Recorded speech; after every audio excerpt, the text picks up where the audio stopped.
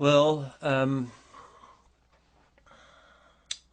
the the topic of sexuality is very sensitive because it is one of the most powerful tools of liberation. It's the one of the most powerful tools of liberation, um, and because of that, we're either and also we don't know how to handle it, right? Because the sexual experience brings into the physical one of the highest frequencies of experience we can have. If you think about it, the the the point of conception is an orgasm, right? It's like we began as an orgasm. That's the beginning, right? Okay. We want to get back to the beginning. Right? So it's a very high frequency. The orgasm has the capacity to concentrate a point of light and bring forth a consciousness. Right? An individual expression of consciousness. It's so powerful. Right? So it's probably one of the highest frequencies we can bring into the physical. So we don't know how to handle that. So what do? We either become addicted to it and use it as a means to fill our emotional hole, or we ban it, or we find a way to castrate ourselves, by becoming nuns or monks or spiritual people. And that castration leads to all sorts of terrible unconscious behavior, as we can see in religions that ban sexuality. The only thing that goes on there is it becomes like a dark, occultic approach to sexuality, right? The thing about sexuality is it's such a powerful tool, because the cause of our suffering is manipulation. And I like the word manipulation.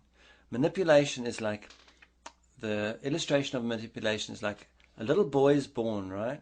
And the first thing that happens when the little boy comes out the womb is he gets a nipple thrust in his face, right? And the life force is coming from the nipple, right? And suddenly the nipple is taken away and hidden away forever. And he spends the rest of his life looking for the nipple again, right? It's called man-nipple-nation, right? Manipulation, right? And really that's the primal, that leads to a very primal behavior in the belief that what I'm looking for, the most profound experience I'm looking for, is I can get through the physical world, through manipulation of the physical world.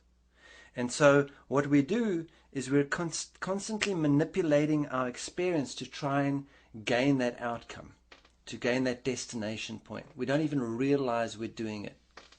So for example, when two people come together to explore intimacy, because intimacy is the final cleansing of the bottom of the barrel of the emotional stuff. You first do work with yourself, the daily upsets that are happening. Then you can look at your family and look at those resonances of the archetypes. And then once you've done a certain amount of that work, you can come together with another human being and say, let's work together to really look at our emotional stuff. Because my emotional stuff is really, the primal stuff is going to come up when I am looking to get love from another. Because what it's going to do is going to bring up my real definition of love, the one imprinted in me as a child, and show my manipulation behavior that I'm using to get that. And what manipulation really is, it's something that's going on internal to us. I'm using my mental body, which is the male side.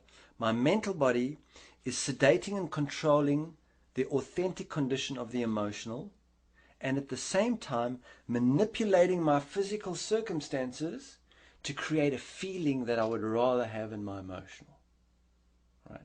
And so that externalizes itself into human behavior, where we see men sedating and controlling women all over the world, all religions, sedate and control women, and then manipulating the physical world, whether it's through manufacture of fast cars, making lots of money, or turning women into orgasmobiles, right? To manipulate to get a destination, to seek an orgasm, right? For some people, the orgasm is earning $50,000 a month. For another, the orgasm is running for the White House. For another, the orgasm is controlling other large amounts of people in different ways. But everybody has got their orgasm, and they're all after it, right? We just can't see that about ourselves. And what happens when we become destination consciousness and we're seeking our orgasm, it actually reduces us to mortality consciousness. Mortality consciousness comes about because there's an end to what I'm doing. I'm not on a journey, I'm on a destination. It has a beginning and it has an end, and my perceptual framework then has a beginning and an end, right? And so sexuality is a very powerful tool for cleansing that. And in a intimate experience, when two people are exploring intimacy, one of them will play the mental body and one of them will play the emotional body. And it's very easy to tell who's who. The mental body will want sex. The emotional body will say, not now, I've got a headache, right? So one will pursue and the one will feel pursued and therefore sedate, right? So you will know who's who. Usually in the stereotypical way, it'll be if it's a man and a woman relationship, because you can explore intimacy with two women, two men, man and woman. But let's take the archetypical relationship of a man and a woman. Usually the man will end up pursuing the woman, right? And the woman will end up sedating and going, okay, I don't want to have sex. And the guy goes, like, I'm not getting enough, right?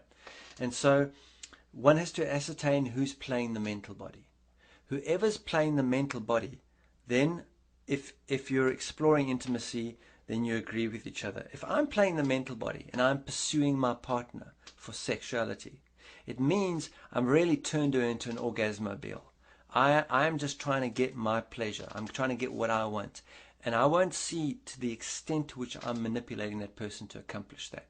So what I do is I ban myself from having an orgasm. I say, from this point, from now, for a while, I'm pushing the orgasm aside. In other words, I will have sex with you, but I will not have an orgasm. And if I feel I'm approaching an orgasm, I will stop what I'm doing. And you're just going to have to work with me here, because I'm so addicted to having an orgasm. That's really all I'm concerned about.